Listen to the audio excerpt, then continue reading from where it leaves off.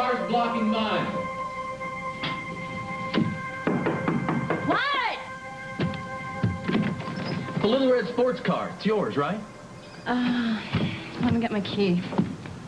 So, how does it feel to bring a straight arrow like Ross Marler to his knees? You are some piece of work, you know that? What? Listen, Blake, would you mind if I call you Blake? Lee Cook, Springfield Mirror. Wait a minute, Forget about the car. We'll pay you 10 grand up front for an exclusive on your fling with the would-be senator. But you gotta strike while the iron's hot, because after the election, forget about it. Get out. You won't get a better offer, and I got a connection with a theatrical agent. Get the hell out of here, so help me. How dare you? Calm down. Put that down before somebody gets hurt. Hey, you don't want to tangle with me, babe. Maybe Marler goes in for this, but I certainly do not. What the hell is going on? He forced his way in here. She left the door wide open. Oh, we were talking. I stepped in. Lee Cook, Springfield Mirror. First she says she wants...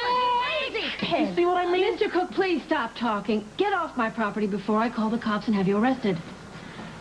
My offer still stands. Oh. I just came by to see how you were coping with all of this. I can't believe this. Next time, I guess you have to be more careful. No, I'm talking about Ross.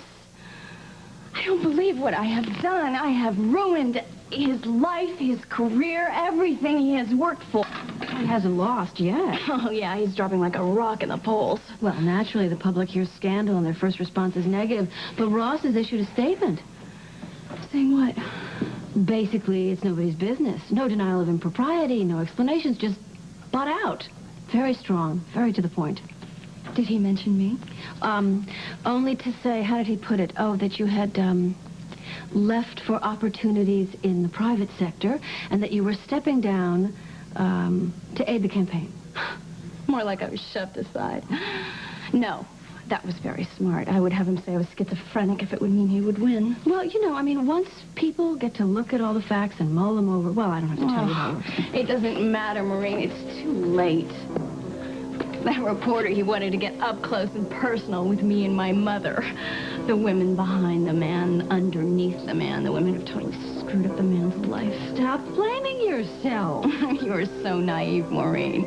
I know that you had your little teenage rebellion and all that, but you have no clue as to what bad really is. You just don't have the instincts. It's like a hunger that eats away inside of you, and you try to ignore it, but you can't ignore it until you do something to stop it. I don't know what you're talking about, but you're certainly working yourself up here. Of course you don't know what I'm talking about, because it would never occur to you.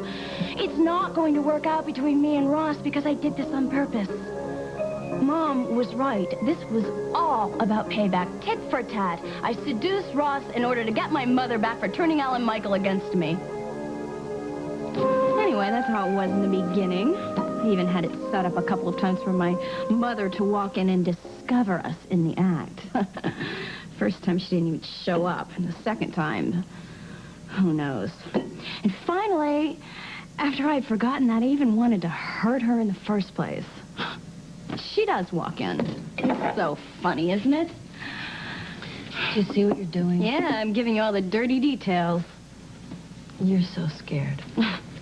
I asked Ross what was more important, me or the Senate.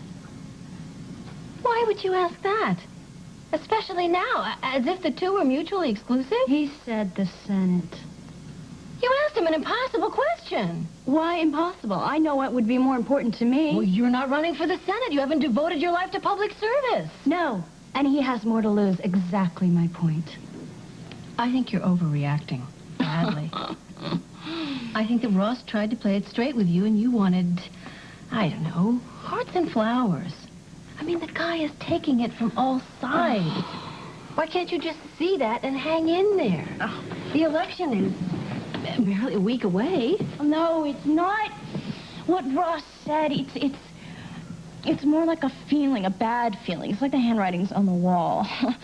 If Ross loses this election, there's just, forget it. We will never get back to how we were before. It will always be standing there in the middle of us, in the way. I just don't think I could live with myself knowing it was my fault. I don't know why you insist on thinking that Ross is already lost. It's not as if he was married. Why weren't the two of you up front to begin with? Oh, I know, but Ross, he said that. What? Ross, he wanted to be public in the beginning, but I told him he was asking for trouble. So you got what you wanted. Thank you for rubbing that in. Look, a lot of people, me included, think this is a big fuss over nothing. I mean, if they wanted to vote for Ross before, they're not going to change their minds just because he's got a cute girlfriend. You are disgustingly optimistic sometimes. No, I just watched the latest polls on television. Where they stand? Well, Ross is gaining points. Really? And it's only 24 hours later. I haven't even seen the news. I don't know what's going on. Maybe there is a way that Ross can pull out of this. And maybe I know just how to help him. Did you and Marler have wedding For plans? the 10th time I've told you she has no comment. Now look, get off my property before the cops get here. Thank you. Are you okay? I have to go. I feel like a passenger in a car wreck. Everyone's slowing down on the highway to a crawl, rubbernecking to get a glimpse of the blood. I mean, there's this morbid fascination with personal disaster. People like to shake their heads and hitch up their moral superiority. Well, Ross doesn't deserve to be made an example of. I think I know just how to help him. Ross is not the only one who stands to lose something here. Well, my reputation wasn't exactly spotless. I'm talking about your parents. Whether or not you help Ross pull out this election, if you stay together, that's exactly what could happen. It's already happened. Look, do you really feel quite so flip about all of this? You think my mother will ever get over this? You think she wants to? This is the role of her life, the ultimate victim betrayed by everyone closest to her.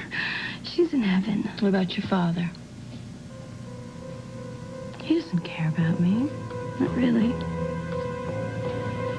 Oh, what the hell? It's just business, right? Blake, I know your father loves you. He's offered you everything he has, and you walk away from it. But I know it would take one word from you now, and all would be forgiven. I know what I want, so what is the point? I want you to see exactly where this road is leading. You gave Ross an ultimatum. You asked him to choose between the Senate and you. An impossible question. But the same thing could happen to you, and it's going to sooner or later.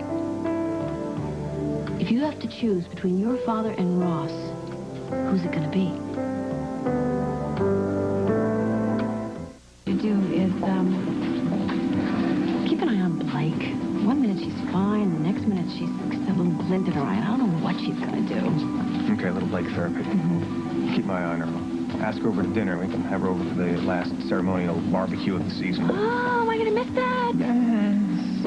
I'm going to miss that.